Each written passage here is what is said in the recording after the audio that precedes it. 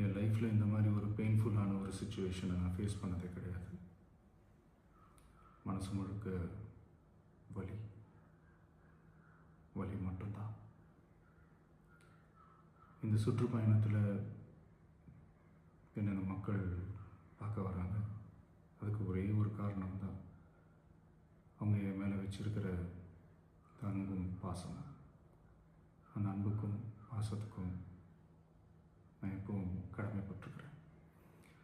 அதனால தான் இந்த சுற்றுப்பயணத்தில் மற்ற எல்லா விஷயங்களையும் தாண்டி மக்களுடைய சேஃப்டி, அதில் எந்த காம்ப்ரமைஸும் பண்ணிடக்கூடாதுன்றதுக்காக தான் அது என் மனசில் ரொம்ப ஆழமாக இருக்கும் அந்த எண்ணம். அதனால தான் இந்த அரசியல் காரணங்கள் எல்லாத்தையும் தவிர்த்துட்டு ஒதுக்கி வச்சுட்டு மக்களுடைய சேஃப்டி மட்டும் மைண்டில் வச்சுக்கிட்டு அதுக்கான இடங்களை சூஸ் பண்ணுறது, அதுக்கான இடங்களை பார்த்து பெர்மிஷன் கேட்குறது, போலீஸ் டிபார்ட்மெண்ட்டில் அதை ரிக்வெஸ்ட் பண்ணி கேட்போம்.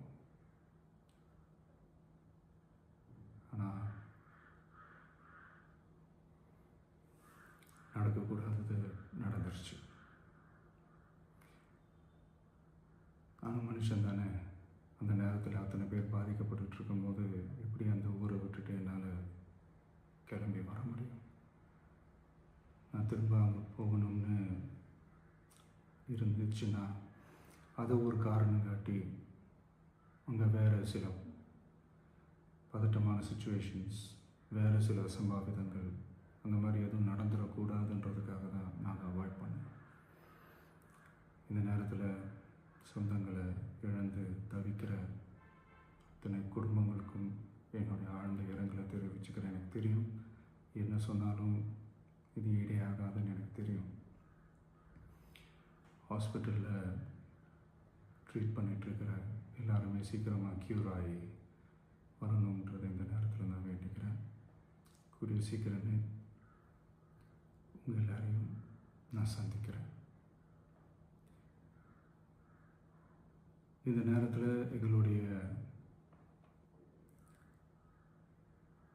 வலிகளை, எங்களுடைய நிலைமையை புரிஞ்சுக்கிட்டு எங்களுக்காக பேசின அரசியல் கட்சிகளை சார்ந்த நண்பர்கள், தலைவர்கள் அனைவருக்கும் என்னுடைய நன்றியை தெரிவிச்சுக்கிறேன். கிட்டத்தட்ட ஒரு 5 மாவட்டத்துக்கு பிரச்சாரத்துக்கு போனோம். இந்த மாதிரி எதுவுமே நடக்கல. ஆனால் கரூரில் மட்டும் ஏன் எப்படி நடக்குது, எப்படி நடக்குது? மக்களுக்கு எல்லா உண்மையும் தெரியும். மக்கள் எல்லாத்தையும் பார்த்துக்கிட்டு இருக்கிறாங்க. கரூரை சேர்ந்த அந்த மக்கள் அந்த உண்மையெல்லாம் வெளியில் சொல்லும்போது எனக்கு கடவுளே நேரில் வந்து இறங்கி அந்த உண்மைகள்லாம் சொல்கிற மாதிரி எனக்கு தோணுச்சு. சீக்கிரமே எல்லா உண்மைகளும் வெளியில் வரும்.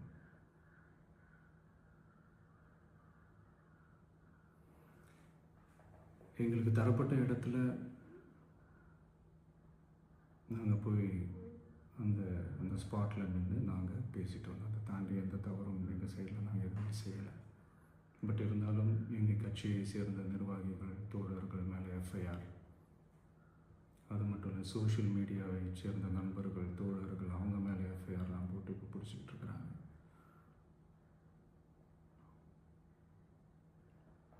சிஎம் சார், உங்களுக்கு ஏதாவது இந்த பழி வாங்கணும் அப்படின்ற எண்ணம் ஏதாவது இருந்துச்சுன்னா என்ன வேணாலும் பண்ணுங்க. அவங்க மேலே கை வைக்காதீங்க. நான் ஒன்று வீட்டில் இருப்பேன், இல்லை நான் ஆஃபீஸில் இருப்பேன். என்ன வேணாலும் செய்யுங்க. நண்பர்களே, தோழர்களே, நம்மளோட அரசியல் பயணம் இன்னும் ஸ்ட்ராங்காக, இன்னும் தைரியத்தோட